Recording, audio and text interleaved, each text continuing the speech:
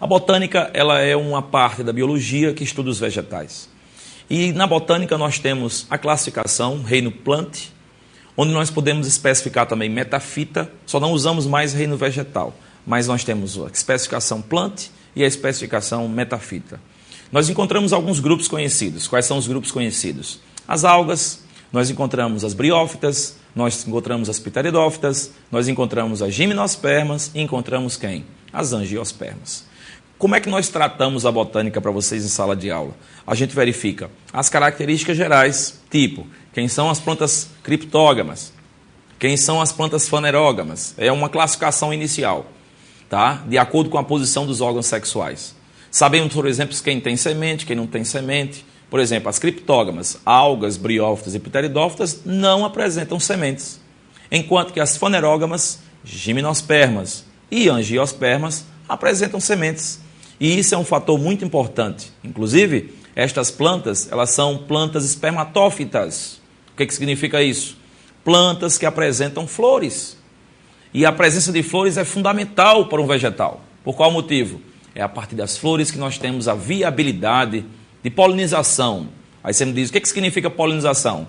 Polinização, transporte de pólen, beleza? Mas pode ser motivado com a ajuda de indivíduos, como por exemplo os insetos, como morcegos, tá legal? E outros, como água, polinização hidrófila, vento, classificação anemófila. Todas as classificações que nós temos ligadas às flores são fundamentais. Agora, temos uma outra ala da botânica. Estudamos a reprodução, estudamos também a organologia vegetal, estudamos a raiz, caule, a folha, a flor, o fruto e a semente. Todos vocês têm que botar na cabeça que a biologia ela depende de um conhecimento progressivo. O que significa isso? Eu vou tratar de que hoje? Eu vou tratar da fisiologia vegetal, que eu acho que vai cair. Ano passado caiu a organologia vegetal, questão de reprodução que envolvia conhecimento sobre flor. Quem sabia dessa questão fez brincando, rindo, porque foi uma questão fácil. Tá certo? Agora, eu quero que sempre que você lembre que provavelmente, ainda bem que vai ficar gravado, provavelmente vocês vão ter questão que envolve fisiologia vegetal. E essa parte de fisiologia vegetal é que depende muito do seu conhecimento sobre a organologia.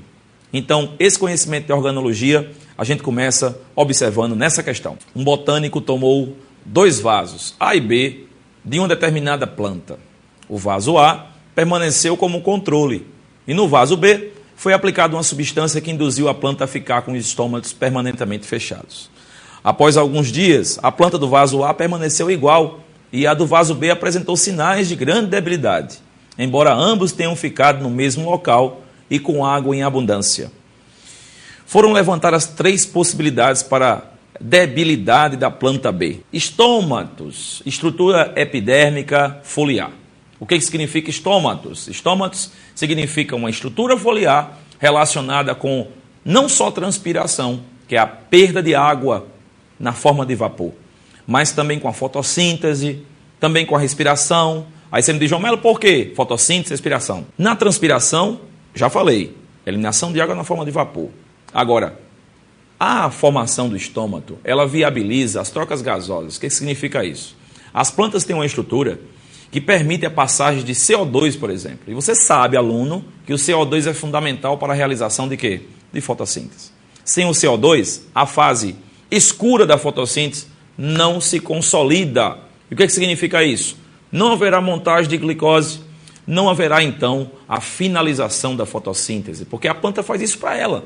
A planta não produz glicose para a gente. A planta produz glicose para ela consumir. É uma fonte energética, tá legal? Agora, os estômatos são fundamentais. Por que eles são fundamentais?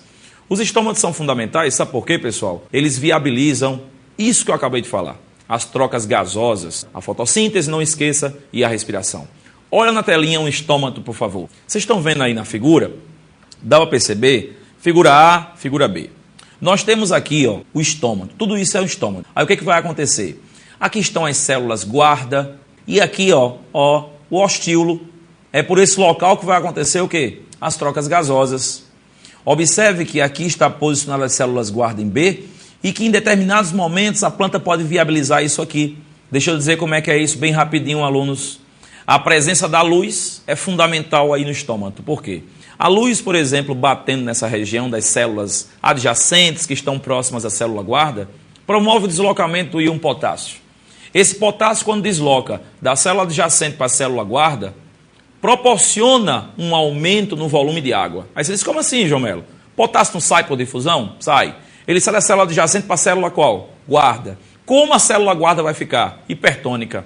Se essa célula fica hipertônica, é óbvio, lembra aquela historinha? Onde o sal vai, a água vai atrás. Então a água vai entrar nas células guarda. Essa água entrando nas células guarda, essa célula fica túrgida, pessoal, cheia. Ela só não estoura, sabe por quê? Por causa da parede celular. E essa parede celular, que apresenta cálcio, que apresenta celulose, ela quando inviabiliza estourar essas células guarda, ela proporciona abertura. E essa abertura do estômago é viabilizadora das trocas gasosas. Isso é muito importante. Tá legal? Muito importante mesmo. Se eu fosse você, eu tinha cuidado. Então, por isso, é que eu atento a vocês. Cuidado, pessoal, com essa historinha dos estômatos. As situações envolvidas na questão eram: primeira situação, na vaso B.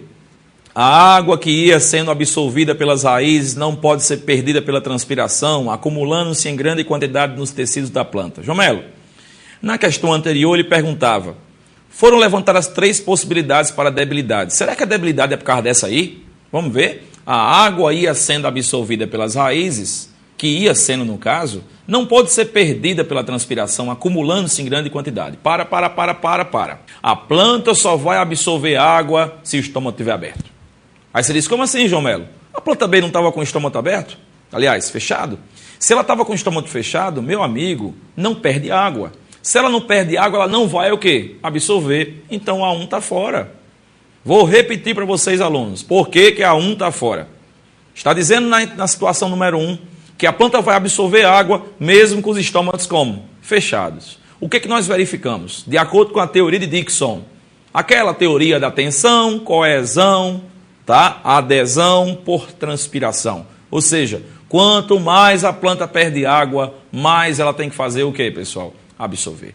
Se o estômago está lá fechado, ela não vai absorver. Consequentemente, o item 1, ele está fora. Tudo bem?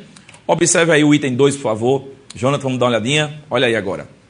A planta não pode realizar a fotossíntese, porque o fechamento dos estômagos impediu a entrada de luz para o parênquima clorofiliano das folhas. Por que eu vou afirmar para você que isso aí começou bem, mas acabou configurando um erro? Primeiro, pessoal, a planta não pode realizar a fotossíntese como foi citado. Beleza, o estômago está fechado, realmente vai haver uma dificuldade, como eu falei para vocês, na entrada de quê? De CO2, não vai acontecer fotossíntese. Agora, nesse caso, está dizendo que o estômago impediu a entrada de luz para o parênquima clorofiliano. E você sabe que o parênquima clorofiliano não está ligado expressadamente para a função estomática. Por isso que fica fora. Tudo bem? Então, o estômago não abriu, foi induzido, estava fechado, e a potencialização da fotossíntese foi perturbada. Beleza, eu concordo com vocês. Agora, é bom lembrar que a luz ela vai chegar nos parênquimas clorofilianos. Agora, os estômagos estão fechados, não vai entrar gás carbônico. A situação número 3 tem: a principal via de captação do CO2 para o interior da planta foi fechada, comprometendo a fotossíntese. Meus amigos, isso tem a ver. E eu citei agora há pouco para vocês. Então, a principal via de captação de CO2 para o interior de quê? Da planta, ela acabou sendo fechada. Essa via sendo fechada, meus amigos, há comprometimento da fotossíntese. E esse comprometimento da fotossíntese faz com que a planta tenha que, em situações de adaptação, ter que se preparar previamente para isso ocorrer. Vamos puxar um pouquinho para a ecologia bem rapidinho. Vocês perceberam como esse ano se falou tanto em problemas ambientais, que a gente já sabe há muito tempo, né? Então foi enfatizado pela mídia, não foi? Foi. Está sendo? Está. Está se tentando fazer alguma coisa? Está. Vai ser difícil? Vai. Agora, eu quero que você entenda que você tem que ter um conhecimento sobre os impactos ambientais que, provocados por essa alteração louca que está acontecendo no planeta, podem interferir na via vegetal. Você sabe que os vegetais, muitas vezes, eles se adaptam a situações que envolvem o meio ambiente. Se o meio ambiente está alterado totalmente, então as plantas vão sofrer grandes prejuízos. Tipo assim, uma planta estava adaptada, por exemplo, a passar por um período, aquelas que respondem, por exemplo, a estímulos de luz, aquelas que respondem a um fotoperíodo, por exemplo, as plantas de dia longo, aquelas que normalmente vão florescer a sua plantinha quando acaba a primavera e entra o verão. Pessoal, será que a primavera é a mesma? Será que essa luminosidade excessiva que está acontecendo no planeta, esse superaquecimento, pode interferir nos movimentos vegetais? Pode interferir na transpiração vegetal? Então você tem que ter uma ideia de que realmente os impactos ambientais que estão acontecendo, eles não estão só motivando as desgeleiras, o aumento do volume nos mares. Isso também gera impacto ambiental. Vocês viram agora o que aconteceu nos Estados Unidos? As queimadas que estão ocorrendo. E essas queimadas, elas são frutos, se não for por ação humana, de superaquecimento. E isso é péssimo, porque tende o quê, pessoal? A aumentar. E aí a situação está sendo muito rápida e os pesquisadores estão preocupadíssimos com isso. A questão certa é a questão letra C. Por que é a letra C? Porque a única que corresponde à explicação correta que eu falei para vocês é o item número 3.